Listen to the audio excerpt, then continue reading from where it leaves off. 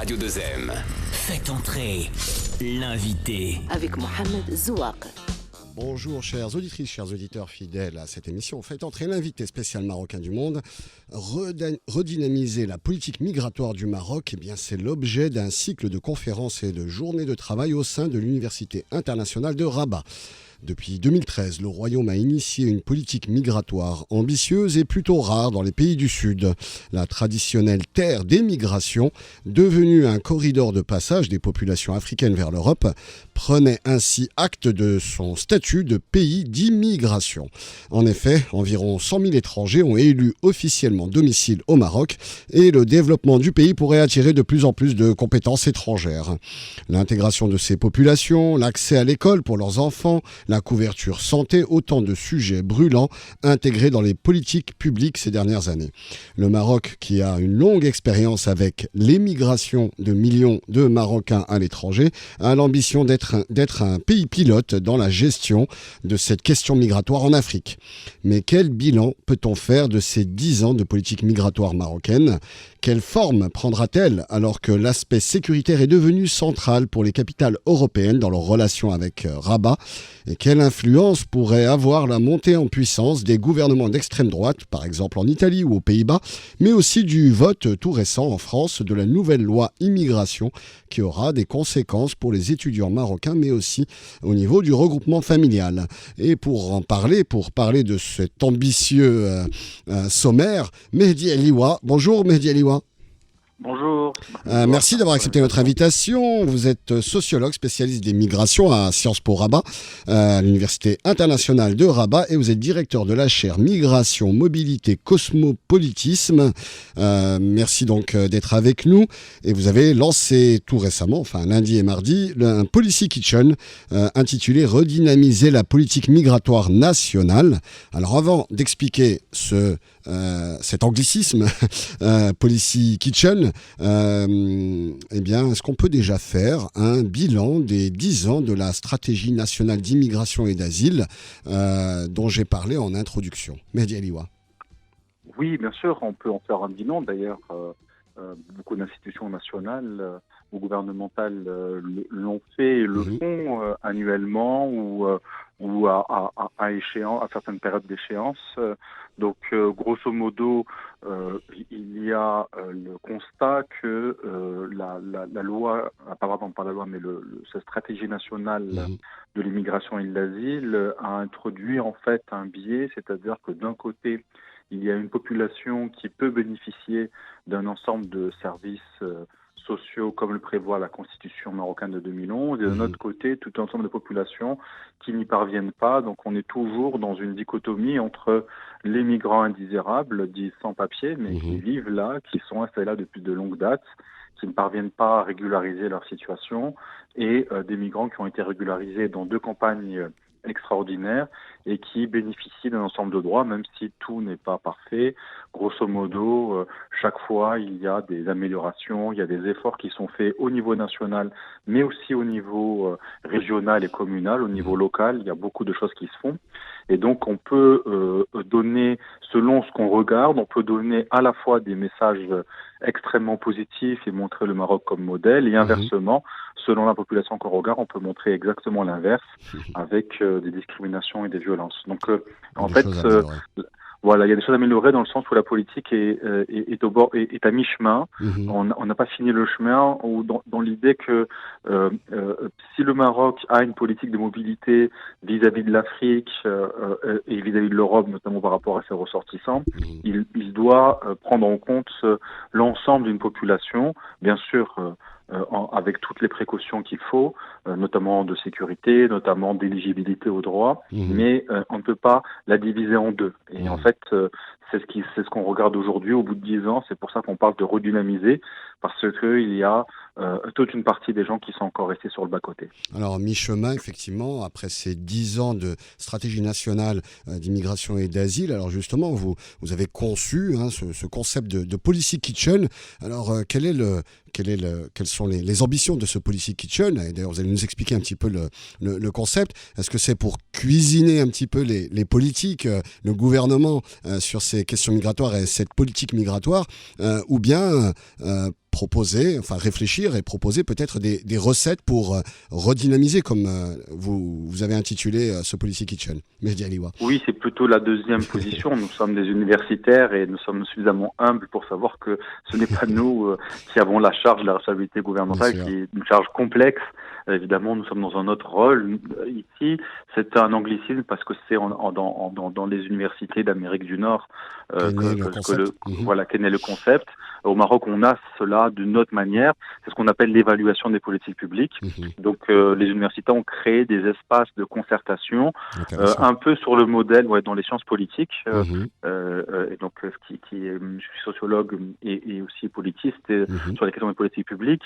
Et donc, dans un Sciences Po, dans un institut de politique comme le mien, que j'ai l'honneur de diriger à l'UIR, on a pris ce concept avec l'idée que on peut évaluer les politiques publiques avec un ensemble de personnes concernées, ceux qu'on appelle les ressortissants de l'action publique, c'est-à-dire les populations cibles, mais aussi avec ceux qui les défendent ou ceux qui parlent d'elles, de ces populations, donc les journalistes notamment, les militants, la société civile en général, mais aussi avec ceux qui fabriquent des politiques publiques, c'est-à-dire les décideurs. On les appelle en anglais les policy makers, ceux qui fabriquent de la décision ou de la politique. Donc ici, c'est pour dire politique publique en français, on dirait. C'est pas politique au sens politicien du terme, c'est au sens de l'action publique de l'État vis-à-vis de populations qui ont besoin d'une assistance, d'une aide, peu importe, c'est dans ce qu'on appelle une politique publique en français, une policy en anglais. D'ailleurs, ce Policy Kitchen, il y a effectivement plusieurs intervenants qui étaient présents lundi et mardi. Vous avez parlé bien sûr des universitaires, des chercheurs, des étudiants qui sont présents, qui réfléchissent, qui suivent un petit peu les débats, mais aussi la société civile, des associations. Donc là, en l'occurrence, des associations de migrants, de défense, des associations marocaines de défense des droits des migrants, des institutionnels. Alors vous avez parlé de ceux qui font ces politiques, mais aussi des institutionnels, internationaux, comme il y avait des représentants de l'OIM, du HCR qui étaient là, du CCME, du Conseil de la communauté marocaine à l'étranger, et aussi des médias, des journalistes qui sont des observateurs. Qu'est-ce que ce melting pot, j'allais dire, ou cette réunion de différents profils a donné ce lundi et ce mardi au sein de l'UIR? Alors, il y avait aussi le ministère de la Justice, aussi le ministère de l'Emploi, qui sont venus aussi le lendemain. Il y avait aussi le CNDH qui viendra plus tard, parce que c'est plusieurs journées, en fait. Ce sont donc des workshops, des ateliers, et donc divisés en deux commissions, une commission immigration inclusion, une commission réfugiés et asile, et à la fin, il y aura la production donc d'une sorte de policy brief, une sorte de rapport, si vous voulez, mais beaucoup plus court qu'un rapport. C'est un rapport synthétisé, pas forcément avec des recommandations au sens forum, au sens classique du terme, c'est plus vraiment une analyse politique. Donc même si ça ne sera pas 100% académique, ça sera dans le cadre de l'université, donc il y aura une dimension académique. Et ce melting pot, comme vous l'avez appelé, en fait, il permet de produire de l'intelligence collective. Il permet d'avoir différents aspects, différents points de vue. Exactement, et surtout de les confronter. Parce que ce qui manque dans tout un ensemble de politiques publiques, c'est l'espace démocratique, l'agora de discussion. Pour avoir assisté lundi à l'ouverture, à la séance d'ouverture de ce Policy Kitchen, il était aussi indiqué justement que la stratégie nationale d'immigration et asile s'était ouverte aussi avec une nouvelle expérience, avec la rencontre des institutionnels et de la société civile, des associations, même si elles étaient peu nombreuses peut-être au départ en 2013. Il y avait déjà en tout cas une démarche de la part des autorités marocaines d'ouverture vers cette société civile et puis le monde académique. Totalement, c'est constitutionnel, c'est-à-dire que la politique migratoire marocaine n'est pas dans le vide social ou de le vide politique, elle est dans un contexte, celui qui suit le 20 février et la demande d'une partie des Marocains, notamment de la jeunesse, d'être écoutés et de pouvoir participer à la chose publique et d'avoir plus d'attention de l'État, notamment du point de vue social, démocratique, mais aussi social, et c'est exactement ce que fait le Maroc depuis 10 ans, un peu plus de 10 ans maintenant, bien sûr avec les difficultés qu'on a rencontrées à certains moments gouvernementaux ou bien sûr avec la Covid, mais c'est ce qui est mis en place, et en 2013 quand ça arrive, on a déjà tout un ensemble d'articles constitutionnels qui sont consacrés dans notre Constitution, mais qui n'ont pas trouvé leur réalisation dans les lois, dans des lois organiques notamment, en tout cas dans la loi ou dans la réforme de certaines lois existantes. Et finalement, je ne sais pas si ce qui était directement demandé par Sa Majesté, mais ce qui était demandé à ce moment-là par notre chef de l'État, c'était de dire qu'il fallait une nouvelle orientation dans le cadre de ce nouveau Maroc que l'on crée, et qu'il fallait des espaces de concertation entre les parties prenantes d'une politique. Ici, la question migratoire, mais ailleurs les femmes, avec notamment les Koudaouana, c'est ce qu'on voit aujourd'hui, ailleurs le nouveau modèle de développement, et la Khalé, etc. Alors, si on reprend un petit peu l'histoire contemporaine du Maroc, on a eu les institutions, enfin on a toujours d'ailleurs les institutions dédiées à la diaspora marocaine. C'est aussi cette stratégie nationale de l'immigration d'immigration et d'asile depuis 2013, mais aussi l'Observatoire, plus récemment, l'Observatoire africain des migrations. Alors, on voit que le Maroc prend une place, prend une trajectoire assez intéressante sur ces questions migratoires. Peut-on parler de modèle marocain dans la gestion migratoire, au moins en tout cas du point de vue du Sud global, comme on l'appelle, de ces pays du Sud? Alors, pour l'instant, je ne pense pas qu'on est réellement dans l'efficience d'un modèle, mais on est dans la fabrication en cours. On est déjà un début de modèle, pour le dire comme ça, et on est en train de le faire, mais il n'est pas encore efficient. Et je vous cache pas qu'on a un peu, nous les chercheurs, l'ambition de faire en sorte que on devienne un modèle. Et par exemple, avoir un espace institutionnel de concertation, ça pourrait être un élément de modèle, parce que on doit prendre en compte à la fois la mobilité de nos propres ressortissants et la défense de leurs intérêts, et à la fois la question des étrangers au Maroc et la défense de notre intérêt, parce que nous ne pouvons pas, nous qui avons plus de 5 millions de nos ressortissants à l'étranger, dont certains pays, ils vivent potentiellement des discriminations, et on le voit, peut-être on va en parler avec les Pays-Bas et puis ce qui se passe en France. Et de notre côté, dire ici, non, nous, on fait ce qu'on veut, ça marche pas comme ça, et donc il faut... Voilà, et c'est ce qu'on avait commencé à voir lorsqu'on avait un ministère. Je me souviens, le ministre, c'était Monsieur Anis Birou. C'est pas une question de personne ou d'étiquette, même si je pense que cette personne-là avait été vraiment formidable dans son rôle. Je tiens à le signaler pour l'avoir observé in visu, in situ, comme on dit en sciences sociales. Mais c'était surtout parce qu'il dirigeait, donc une autre personne pourrait le faire, il dirigeait un ministère qui réunissait à la fois les MRE et les affaires migratoires. C'est-à-dire de dire, il y a un modèle marocain de mobilité qui prend en compte la mobilité dans sa globalité. Alors c'est ce que j'entends dans la bouche de décideurs de haut niveau, mais je ne le vois pas appliqué encore réellement au Maroc. Le chef de gouvernement, ou les chefs de gouvernement qui précédaient aussi, avaient pour mission de faire une réunion annuelle sur la SNIA, la stratégie nationale de l'immigration et de l'asile, mais aussi sur la stratégie nationale pour les Marocains résidant à l'étranger. Et en fait, ils ne font qu'une seule réunion sous l'égide de chef de l'État, sur l'opération Marhaba.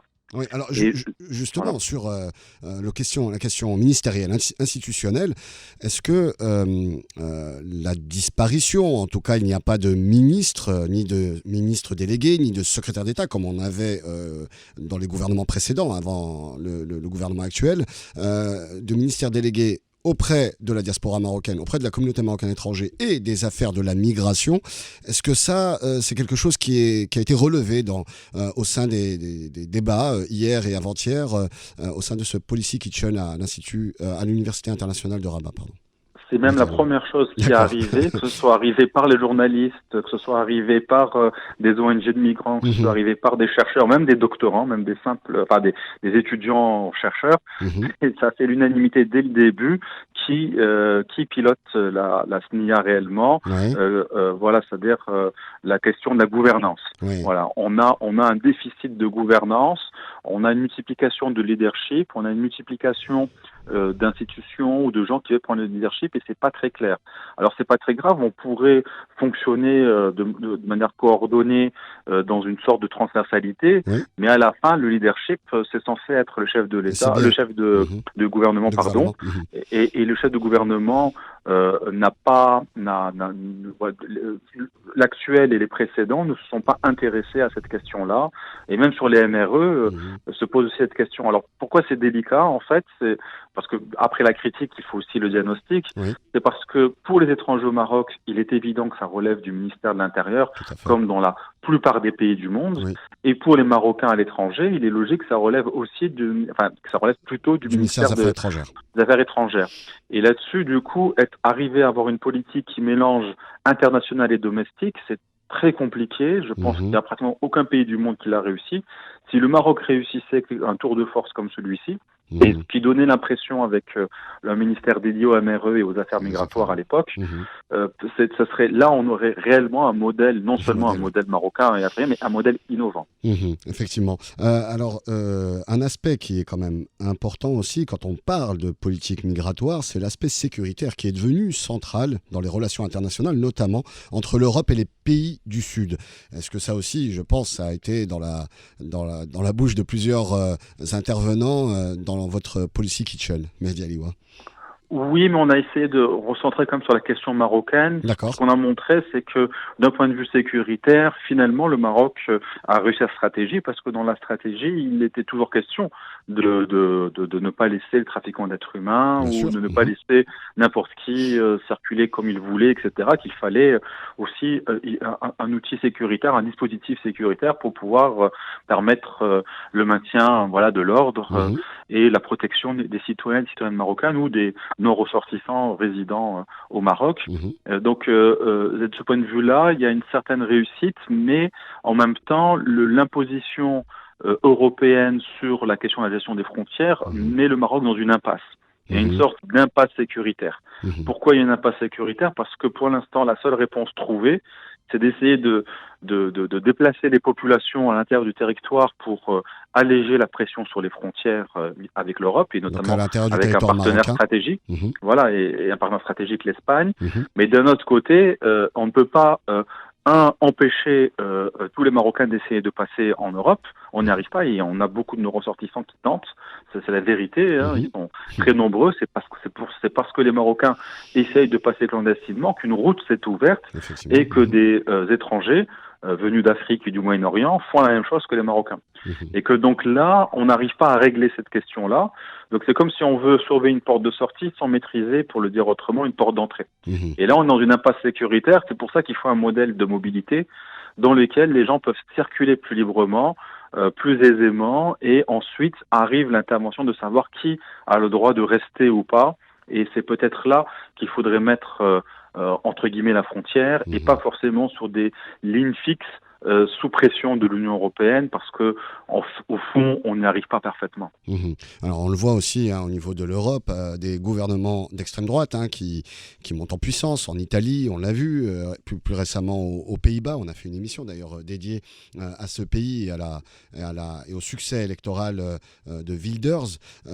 Mais tout récemment, l'actualité, c'est la France qui vient de voter une nouvelle loi sur l'immigration largement inspirée du programme de l'extrême droite de Marine Le Pen, notamment lors des dernières élections présidentielles. Là aussi, est-ce que ça ne risque pas de mettre en porte-à-faux la politique migratoire, ou en tout cas d'influencer ou de mettre une pression sur la politique migratoire marocaine, puisque, comme on l'a vu sur les lois de sécurité nationale, elles sont beaucoup inspirées des États-Unis, ce qui s'est passé aux États-Unis après le 11 septembre 2001, et puis plus récemment avec ce qui s'est passé en Europe avec les attentats. Donc on a vu aussi un dispositif sécuritaire qui est monté en puissance même dans les pays du Sud. Est-ce que là aussi, sur les politiques migratoires, eh bien finalement, l'exemple occidental, vu qu'il y a une sorte de rétroaction ou de retour en arrière, est-ce que le Maroc pourrait peut-être appuyer sur pause, ou peut-être lui aussi se dire j'ai pas besoin de faire autant d'efforts, je vais suivre un petit peu le modèle occidental sur ces questions où l'Europe par exemple était en avance sur le Maroc? Ah oui, c'est fort possible. De point de vue déjà des opinions publiques, on le voit, tout un ensemble, et puis ça touche même les politiques comme on l'a vu en Tunisie, mais même au Maroc, on a des groupuscules qui avancent masqués, qui disent pas leur nom et mais qui occupent la toile avec la reprise des théories complotistes qu'on retrouve au nord et qui sont utilisées en fait par les extrêmes droites européennes contre les immigrés essentiellement musulmans ou d'Afrique du Nord, là où eux le récupèrent pour accuser les migrants d'Afrique subsaharienne dans un racisme anti-noir qui est en train d'augmenter dans les sociétés. Comme en Voilà. Tunisie et au Maroc, on a parlé de grand remplacement, qui Voilà. est clairement un concept inventé en France par l'extrême droite française. Oui, et le grand remplacement, c'était pas vis-à-vis des Africains subsahariens noirs, c'était vis-à-vis des Maghrébins et des Arabes musulmans en général. Donc il faut être précis là-dessus. Donc comment on peut reprendre des choses on nous accuse, nous, parce qu'il faut dire un chat, et le récupérer à l'autre. Bon, c'est ça la globalisation dans laquelle nous vivons. On voit tout un ensemble d'informations qui circulent, et de fausses informations, de théories complotistes, et qui sont repris, copiés-collés, réadaptés à des contextes. Donc, dans les opinions publiques, ça a été observé. C'est qu'un grand chercheur comme Apadouraï appelle les communautés imaginées, qui ne peuvent être très positifs ou même augmenter la violence. Donc on a ce genre de transnationalisme en réalité qui échappe complètement au contrôle et d'ailleurs même les États ont du mal à lutter contre les discours de haine sur Internet et les théories du complot et les fake news. Mais du point de vue politique, ça je peux pas le dire parce que malheureusement dans notre pays, à part peut-être depuis quelque temps quelques partis politiques qui pointent le bout de leur nez, les partis politiques marocains ne s'intéressent absolument pas à la question migratoire. Bien sûr, celle des étrangers au Maroc, personne n'en parle. Ça les intéresse pas, c'est très bizarre d'ailleurs. Mais pire, même la question des Marocains à l'étranger, à part quelques députés, à part une tentative à un moment donné pendant la campagne électorale du RNI de faire quelque chose vis-à-vis des MRE, mais à part une rencontre en Italie, ça s'est vite arrêté. Donc en fait, c'est comme si les Marocains de l'étranger, qui sont très très nombreux, et les plus de 100 000 étrangers au Maroc, on est certainement autour de 120 000 si on doit compter ceux qui n'ont pas de papier, peut-être un peu plus, mais pas plus, ne comptez pas dans les débats publics, ce qui est un problème fondamental. Donc on ne peut pas savoir vers où on va, mais ça serait une erreur si on reprenait cette idée, parce que les Européens sont en train de se tromper, ils vont contre le cours de l'histoire. Et lorsqu'on va contre le cours de l'histoire, la seule façon de stopper les choses, c'est l'ultra-violence. Et donc, oui, pardon. Avant qu'il y ait une influence sur la politique migratoire marocaine, il y a un fait, que ce soit aux Pays-Bas, en Italie et en France, là, avec cette nouvelle loi immigration, c'est que les étrangers de manière globale et notre communauté marocaine dans ces pays est directement impactée. Alors pour la loi sur l'immigration en France, les étudiants d'abord. 40 000 étudiants en France, 40 000 étudiants marocains en France qui auront des conditions qui seront beaucoup plus difficiles, notamment pour accéder à des prestations sociales, des quotas migratoires qui seraient plus serrés, un durcissement du regroupement familial, des prestations sociales qui seraient soumises à un certain nombre d'années de résidence, de séjour légal en France pour pouvoir les obtenir. Et même les mineurs, on en a beaucoup parlé aussi, on a fait une émission, ou plusieurs même, dédiées aux mineurs migrants, notamment marocains en France, qui pourraient avoir moins de protection dès l'âge de 16 ans. Tout ça, en fait, risque d'impacter dès demain notre communauté marocaine en France. Comment vous voyez, comment vous appréciez cette transformation assez fondamentale quand même de la politique en France? Malheureusement, en fait, la communauté est déjà impactée depuis longtemps. Oui. Et c'est simplement, j'ai envie de dire entre guillemets, c'est ironique, le 21e projet de loi depuis les années 90. Donc tous les 18 mois, tous les 2 ans, il y a un projet de loi. En même temps, qui ne fait qu'impacter le vivre ensemble et donc les Français dont les parents sont d'origine immigrée ou les immigrés qui se sont installés en France, notamment issus principalement des pays d'Afrique, parce que ce sont eux qui sont visés, parce que dans le projet de loi, on fait la distinction avec la question des ressortissants d'un pays de l'Union européenne. Donc il y a une discrimination bien sûr entre étrangers et français, mais aussi entre étrangers de l'Union européenne et étrangers hors non communautaires, hors Union européenne. Et pourquoi sont les Africains qui sont visés? Parce que il est aussi question, même si je ne sais pas si tout a été retenu dans le texte qui avait été retoqué, de la conditionnalité de l'aide au développement vis-à-vis de la participation à la lutte contre l'immigration clandestine. Or, aujourd'hui, le plus grand nombre de migrants clandestins en Europe et le plus grand nombre d'immigrés qui rentrent en Europe hors communauté européenne, ce ne sont pas des Africains, ce sont les Asiatiques. D'ailleurs, le premier pays africain qui rentre en Europe, alors au-delà de la France, c'est le Maroc, il arrive 17e. Donc ce sont essentiellement les Asiatiques qui migrent en Europe et ce sont eux qu'on retrouve principalement dans les chiffres des sans-papiers. On parle principalement des Syriens, des Afghans, c'est ça? Non, les Filipinos, les Chinois. Les Chinois sont les premiers avec les Pakistanais. D'accord. Oui. Ce qu'on oublie complètement, c'est que ça échappe complètement du comptage. Alors en France, c'est vrai que c'est plus pondéré parce qu'il y a une vieille histoire migratoire avec les populations issues des anciennes colonies françaises. Voilà, donc il faut appeler un chat, c'est ça la réalité. Et parce que les gens ont migré en France quand la France était la métropole coloniale, et donc il y a eu une suite historique, familiale de ces migrations, sans parler de la mobilisation plus ou moins forcée ou plus ou moins volontaire aux périodes coloniales et post-coloniales pour reconstruire la France après la Seconde Guerre mondiale. Et bon, bref, c'est vrai que le cas français peut nous enlever ça de la tête, mais même en France, les pays asiatiques sont notamment Pakistan, Chine, dans le haut des classements, mais ils ne sont pas visés parce que la Chine n'en a que faire de l'aide au développement, de l'AFD. Donc on retrouve en fait une histoire, et même dans la tête des députés, lorsqu'ils disent pas le nom, ils l'euphémisent, mais dans la tête des députés qui ont voté cette loi, c'est la question des Noirs et des Arabes, c'est la question des Marocains, des Sénégalais, des Congolais, etc. C'est ça qui revient depuis 30 ans comme un leitmotiv. Et donc la question des mariages aussi, la majorité des mariages mixtes se font avec tous les pays du monde, mais évidemment beaucoup avec ceux qui sont là depuis longtemps, avec ceux qui sont francophones et que les Français connaissent depuis longtemps. D'ailleurs, ça a été dit, la société française est bien plus fraternelle que finalement ce que ces projets de loi disent. Et donc on a beaucoup de mariages mixtes, mais la majorité effectivement sont avec ceux qu'on appelait il n'y a pas si longtemps les nègres et les indigènes. Et je pense que c'est ça ce qui est en jeu. C'est pour ça que la communauté marocaine va prendre de plein fouet ce nouveau texte de loi, parce qu'en fait il s'ajoute à des débats sans fin de savoir si on a le droit de s'appeler Mehdi, Mohamed quand on est français. Oui, aussi, voilà. Des débats qui ont été effectivement initiés par l'extrême droite. Et puis rappelons que ce texte de loi qui a été voté hier au Parlement, à l'Assemblée nationale, vient après plusieurs années de restriction des visas en ciblant spécifiquement le Maroc, l'Algérie et la Tunisie, donc une politique de restriction qui a tout juste été assoupli, mais clairement, effectivement, les cibles principales sont les pays d'Afrique du Nord et d'Afrique en général.